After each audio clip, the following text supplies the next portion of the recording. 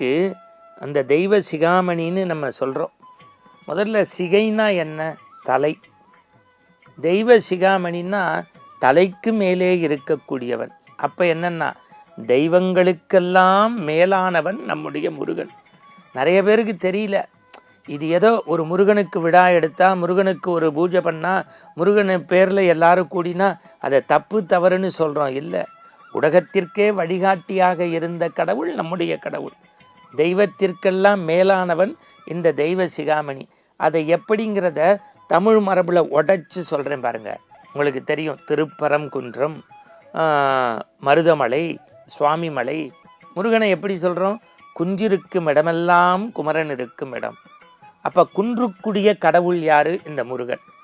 முருகன் எதன் மேலே நிற்கிறான்? குன்றின் மேலே நிற்கிறான்.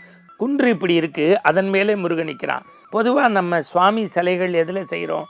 கல்லில் செதுக்கி தான் ஆவாகனம் பண்ணி கற்ப கிரகத்தில் வைக்கிறோம்.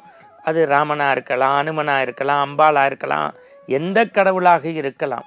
ஆனால் இந்த இறைவன் முருகனுடைய பாதத்திற்கு கீழே உள்ள குன்றிலிருந்து செதுக்குவதால், குன்றுக்குரிய பொறுப்பு கடவுள் முருகன் என்பதால், பிற தெய்வங்கள் தெய்வம் என்றால் அந்த தெய்வத்திற்கு மேலான சிகைக்கு மேலே இருக்கக்கூடிய தெய்வ சிகாமணி நம்முடைய முருகன்.